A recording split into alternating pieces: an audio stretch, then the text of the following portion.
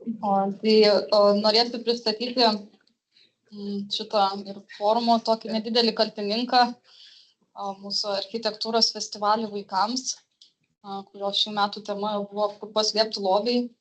Tai aš irgi tradiciškai pradedu nuo to pačio klausimo, kodėl svarbu architektūra. Ir aš visur mėgstu cituoti Lauros Jonkauskaitės Jurevičienės citatą, kad architektūra nėra tik pastato suprojektavimas, tai yra ir artimos aplinkos, socialiai atsakingų erdvių kūrimas, išmaniųjų technologijų taikymas. Architektūra gali padėti kurti saugią aplinką, formuoti visuomenės meninį skonį, mažinti socialinę atskirtį. Architektūros suvokimas padeda įvertinti mūsų istorinį paveldą, unikalumą, įžvelgti istorijos pėdsakus mūsų miestuose. Ir jau keli metai aš pati dirbu ir ne tik kaip architektė, bet kaip architektūros edukatorė. Ir tas architektūros festivalis gimė tokia kaip idėja, kad kaip vaikams pristatyti šitą tokį labai mums svarbų dalyką, architektūrą, smagiai ir jiems įdomiai, kad jiems būtų smagu. Pernai metais įvyko pirmasis architektūros festivalis vaikams, kur gyvena architektūra. Toks buvo jo tema bendrinė apie apskritai, kas yra architektūra. Norėjom papasakoti vaikams, apie ką veikia architektai. Tada kvietėm vaikus dalyvauti piešinių projektų konkurse Architektūra vaikų akimis. Įvyko atidarymo renginys, vaikus pakvietėm į 32 įvairias edukacijas architektūrinės, įvyko 12 ekskursijų pas architektus į jų studijas. Atvažiavus buvo festivalio metu statybinė technika, kurią vaikai galėjo gyvai išbandyti ir pasivažinėti ir su ekskavatoriais. Veikia mažai architektų kambarėliai, kur architektai kūrė kartu su vaikais ir taip pat dar įrengėm parodą, kai vaikai konkurse dalyvavo, tai iš vaikų piešinių ir darbų buvo sukurta paroda ir eksponuojama.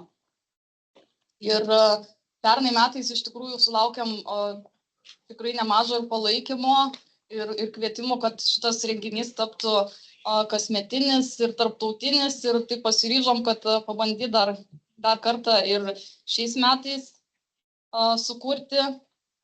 Tai buvo spalio mėnesį, suorganizavom antrąjį architektūros festivalį vaikams, kur paslėpti lobiai. Tai yra, kuriam, kad kiekvieno festivalio metu būtų kažkokia tam tikra tema akcentuojama. Tai šiais metais pasirinkome Kauno modernizmo architektūrą, nes jinai jau metai laiko kaip yra UNESCO pasaulio paveldo sąraše. Ir festivalis tikrai nemažai paaugo. Turbūt net ir gal ir patrigubėjo visos veiklos. Tai pirmiausia, ką mes pernai metais pamatėm, kad tikrai labai svarbu yra įtraukti kuo daugiau mokytojų, nes mokytojai atveda vaikus. Ir šiemet suorganizavome tokią kaip įžanginė buvo dalis į festivalį. Tai buvo kvietė mokytojus sudalyvauti Kauno modernizmo lobby architektūros festivalio vaikams seminare. Taip pat ekskursijoje, kur supažindinom su Kauno modernizmo architektūra. Ir toliau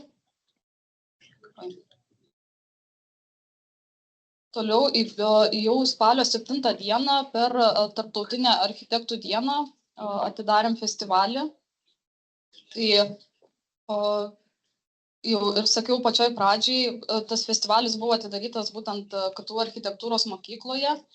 Ir mes, kodėl ir KTU mokykloje, ir kaip mes per tas visas edukacijas bandėme pasakoti apie Kauno modernizmo architektūrą ir jos vertes.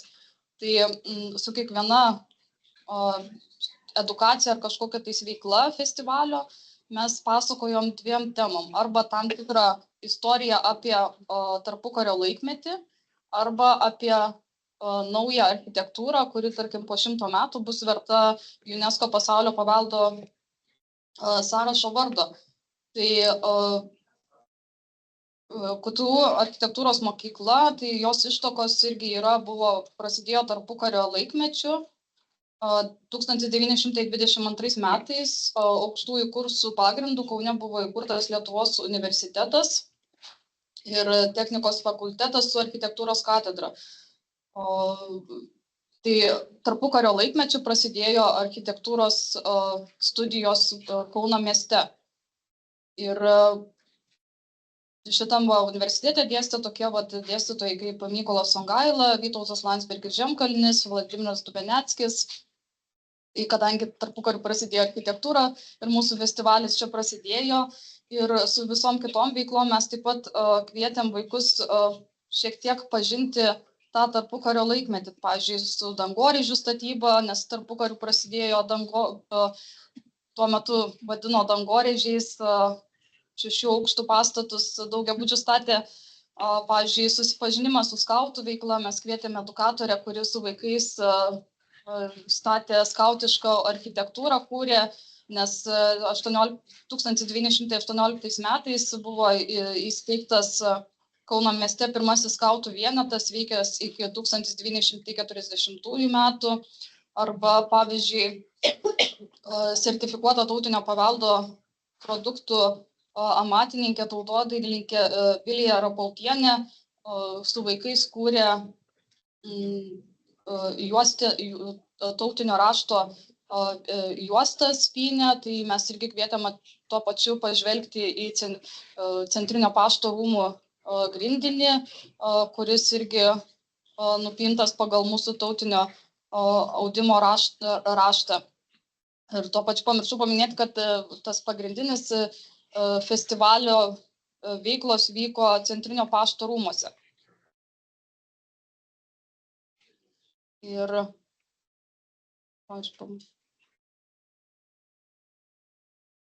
čia trumpas pristatymas, kas vyko tam festivalio metu, tai yra pagrindinio savaitgalio metu per atidarymo, čia yra matot atidarymo renginio,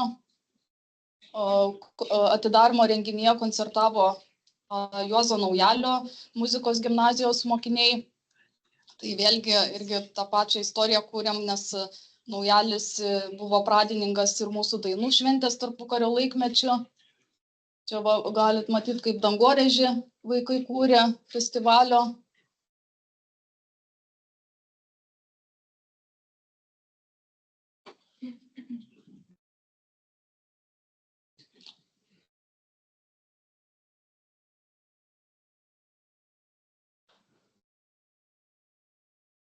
Ir čia jau kita diena, šeštadienis prasideda.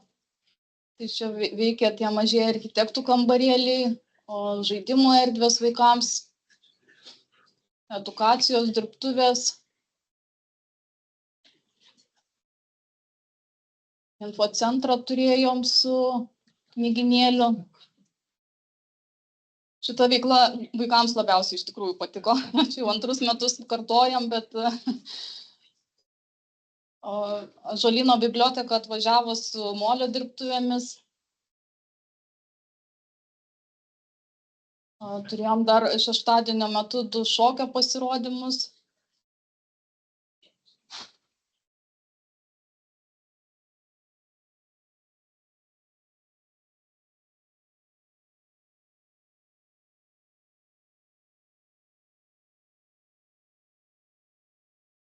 Vyko ekskursijos į ugniagesių rūmus, po miestą.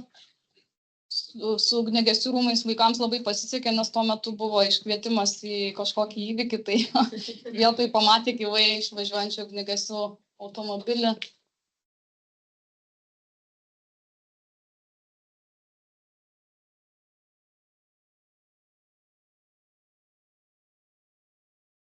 Tai va tą lobį tokį netikrą kvietėm vaikus atrasti. Iš tikrųjų buvom dar sukūrę knygiuką lobių paieškai. Tai vaikai ieškojo pašte, tarkim, pavyzdžiui, reikėjo surasti gamtos stichiją ant durų. Tai ten buvo žaibas nupieštas arba nuspalvinti grindų raštą, plytelės pagal grindų raštą. Ir štai, kad jie, jeigu išspręsdavo tą knygiuką, tai jie gaudavo architekto diplomą, tokį ten taip lipduką. Tai labai vaikams patiko ir jau atsiliepimuose rašė, kad reikia kitais metais daugiau knygų padaryti. Tai va, tai čia buvo trumpas filmukas, bet čia dar kartą akcentuojant, kad iš viso buvo savaitgalio metu pasiūlytos 47 iš viso edukacijos vaikams. Tai buvo su 940 registracijų, bet dar plus tėvai ir plus dar buvo daug edukacijų, kuriuose nereikėjo registracijos. Tai taip pat veikia irgi vėl tie 20 mažų architektų kambarėlių. Taip pat šiemet pirmą kartą dar irgi pasiūlėm architektūrinių filmų erdvę, kur galėjo tiesiog žmonės ateiti žiūrėti architektūrinius filmus, susipažinti taip pat irgi, ką ir studentai kūrė, ir taip pat KTU Vaižganto progimnazija filmukų buvo atsiuntę savo vaikai, kurie kūrė.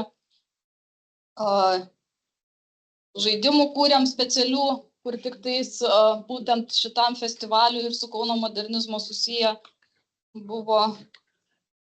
O po to buvo suorganizuota savaitę laiko prieš festivalio tą savaitgalį, tai buvo suorganizuota 13 ekskursijų po miestą, kur profesionalūs gidai kvietė vaikus nuo 5 iki 12 klasės į ekskursijas ir taip pat 15 ekskursijų pas architektus į jų studijas buvo suplanuota. Tai čia viena ta antra nuotrauka matosi, kur architektai, man labai gražu, kad aš taip sakiau, iš pradžių įsivaizdavau, kad architektai tiesiog pakvies ir taip formaliai papasakos, ką veikia architektas, kad va, čia mes braižom brėžinius ir pažiūrėkite mūsų AutoCAD'as ar ArchiCAD'as programas, o jie individualiai pasiruošdavo vaikams kažkokias tais užduotis, ar lankstyti maketus, ar piešti, kurti, planuoti erdves ir urbanistinius. Tai architektai tikrai labai jūsų kvietimas tas buvo, tai tikrai mielai nori su vaikais dirbti ir jiems labai patinka, sako, ir mes pailsim per tą ekskursiją. Organizavom vėlgi taip pat irgi piešinių rašinių konkursą. Pernai metais buvo tik tais projektai, o dabar šiemet dar kvietėm ir rašyti rašinius. Ir užduoties tema buvo paslėpti lobį ateičiai, kuo ir kodėl kuriamas pastatas bus vertingas ateityje kaip istorinis objektas.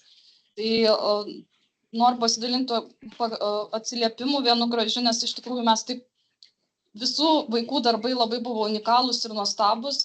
Nesinorėjo mums išskirti kažkokio tais vieno, kad tarkim pirma ar antra vieta. Ir man šitas atsiliepimas, kad vaikai labai įsitraukia, nori ruošia maketus, daug sužinojo apie UNESCO, taip pat labai patiko lankstyti Kauno miesto pastatus. Ypatingai šis konkursas svarbus vaikams su individualiais poreikiais. Tai vieta, kur jie gali pasireikšti. Tai iš tikrųjų labai džiaugiamės, kad tas konkursas nėra toks tipinis ir jis leidžia vaikams kurti, taip pat ir pažinti tam tikrą temą, apie kurią mes kalbame festivalio metu. Tai vėlgi mes pernai metais mes sulaukėme apie 60 dalyvių darbų, šiemet sulaukėm beveik 4 kartus daugiau, labai daug maketų kūrė. Tai vėlgi iš vaikų sulauktų darbų mes suorganizavome parodą ir dar buvo sukurta profesionalių architektų paroda Kelionė laiku. KTU architektūros mokyklos dėstytojos Indrės Gražulevičiūtės Vileniškės modulio architektūros istorijos raida buvo paroda. Vilniaus Gedimino technikos universiteto architektūros fakulteto buvo paroda Netobulas modernizmas, tai apie šitą dar papasakos jum. Ir Kauno kolegija buvo atvežus savo parodą apie studentiški interjerai, bei architektas Šarūnas Petrauskas atvežė ten tą, matot, grybą savo. Tai čia mes sakėm ateities architektūrą. Tai labai smagu, kad šitas festivalis tiek pritraukė ne tik vaikų darbų, bet ir skirtingų organizacijų ar universitetų darbų. Šiemet dar ką naujo sugalvojom, tai norėjom pakviesti vaikus, kad jie taptų festivalio ambasadoriais. Tai labai smagu, kad prisijungė KTU Vaižganto progimnazija, tai visa mokykla buvo mūsų festivalio ambasadoriai. Tai ką jie padarė, tai jie sukūrė ambasadoriaus ženkliuką vaikai. Po to kvietė visus į ekskursiją po savo mokyklą, kur direktorė ir moksleiviai pasakojo istoriją, pristatė savo mažiesiems kolegoms. Po to Elena, Austėja ir Armandas, tai 13 metų vaikai, festivalio metu vedė edukaciją apie Kauno dangoraižius. Ir mūsų tikslas ambasadorių buvo, kad jie, vaikai, mes kažkokias žinias jiems pateiktume, papasakotume, o jie, kaip sakom, kartais vaikus geriau išgirsta. Ir tie vaikai galėtų savo draugam papasakoti apie Kauno modernizmą, apie tuos lobius, kokius mes atrandam. Tai kvietėm KTU Vaižganto progimnaziją prieš kuriant ženkliuką, tai Algirdas Ramonas jam edukaciją vedė, koks tas ambasadorių ženklas. Jie ėjo į ekskursiją su Gražinkime Kauną gidu tema, kur paslėpti lobiai. Taip pat Audrys Karalius pasikvietęs buvo į savo studiją ir edukaciją vedė, kur yra, ne edukacija, o diskusija, kur yra Kauno urbanistiniai lobiai. Ir dar turėjom kitus ambasadorius, 12 metų Emanuelę ir Nojų, tai jie, sakiau, sukūrė Kauno modernizmo himną, tik tais aš nežinau, ar dabar jis garso nebus. Tai jeigu kas norėtumėte išgirsti, galėsiu po pristatymo leisti paklausyti. Ir vėlgi čia tas pats jau kitur irgi išgirdau, kad svarbiausia visuose renginiuose ir visur, kur tai yra žmonės, tai čia ir festivalio metu svarbiausia tie buvo žmonės, kad 11 organizatorių festivalio, 10 architektų, kurie buvo prisijungę vesti edukacijas vaikams festivalio metu ir 45 savanoriai. Ir man dar vienas, kas gražiausių dalykų festivalio metu, tai yra ne tik pats festivalis ir tai, kas jo metu vyksta, bet tai, kad labai sulaukiam gražių atsiliepimų, kad jis kviečia toliau kurti ir įkvepia vaikus ir tėvus toliau tęsti architektūrinę veiklą.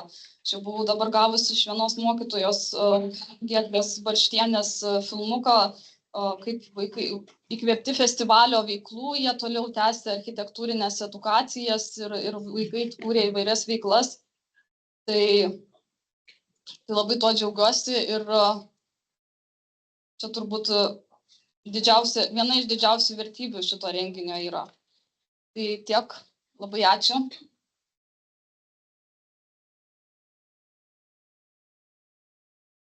O dar tokį greitą klausimą, kas turi Eglei? Nėra, dabar tai gerai. Ar kitais metais? Ar bus kitais metais? Labai reikia pailsėti, bet labai visi nori, kad būtų tai. Ir toks pasiūlymas gal galėtų būti, pavyzdžiui, suskirstyta vieną dieną pradinukam, darželinukam, o kitą dieną vyresniem, nes dabar gavosi toks net pavocėlį. Mažiukų daug labai, darželinukų visokių ir tų dičkių. Tai gal tiesiog tas koncentras suskirstyti. Aš galvojau nebūtinai, kad dienom išskirti, bet erdvėm, nes dabar iš tikrųjų Centrinio pašto rūmai jau bus remontuojami, tai gaila mes jau sakė, jau kitais metais ten nebegalėsim daryti, reikės ieškoti kitos erdvės. Tai aišku, žiūrėsim, kokia ten bus, kokią vietą gausime. Bet galvojau irgi, kad tiesiog padalinti tokias zonas, kad čia mažiukai gali būti, o ten didesnė. Dar vieną klausimą. O koks didžiausias iššūkis festivalio? Miego stygium. O tai čia kaip prisijungti, jums padėti? Kaip jums padėti, kaip prisijungti komandos, gal čia norinčių prisijungs kažkaip? Tai ne, pernai metais tai mes lapkričio pabaigoje festivalį darėm, tikrai buvo labai šalta, tai mes šiemet paankstinom, bet šiek tiek vėl reikės pavėlinti, nes per mažai laiko turėjom iš tikrųjų organizavimui. Bet labai kviečiam prisijungti, man labai smagu, kad festivalis toks yra labai vienijantis ir visus pakviečia. Ir aš noriu pasakyti didžiulį ačiū, todėl kad šitam festivaliui buvo dėmesys sutelktas ne tik į mokinius ir vaikus, bet ir mokytojus, tas įvadinis, ta ekskursija, tiesiog malonino patį mokytoją.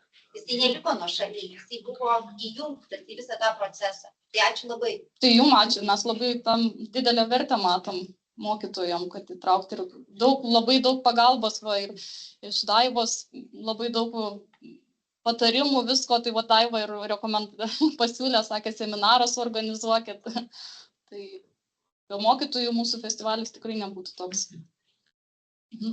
Noriu paklausti, gal iš visų veiklų ir tai, ką vaikai ten veikia, kūrė, gal atradot, kas yra aktualu dabartiniam vaikam, arba kas jiems labiausiai patiko, kuom jie gyvena, apie ką yra. Šiaip geras klausimas, tik nebuvau gal susimąsčius. Gal turbūt kūrybinė laisvė, manau, kad. Nes tiesiog jie, vat, tėvai šalia sėdi, o vaikai kūrė ir daro, ir sakom, vakare grįžta namo ir sakom, mes vėl norim kitą dieną važiuoti į festivalį ir manau, kad tai... Ar pagalvojate apie kažkokias alternatyvas erdves kitais metais? Planuosimės organizuoti. Dar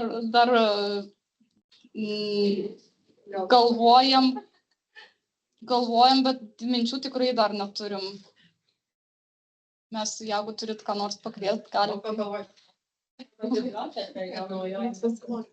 Mokslo saloj labai būtų smagu, tik tais tiek, kad reikia tokios erdvės, kuri vat, mes po šitą tai savaitę laiko ruošiamės. Ir labai gerai buvo, kad tuo metu niekas negalėjo įeiti. Tai va, ten labai, arba reikėtų didelės masės žmonių, kad per vieną dieną viskas suruošė.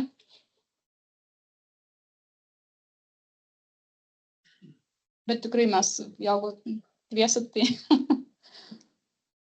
jeigu ir mokslo saloj, tai būtų smagu, aišku.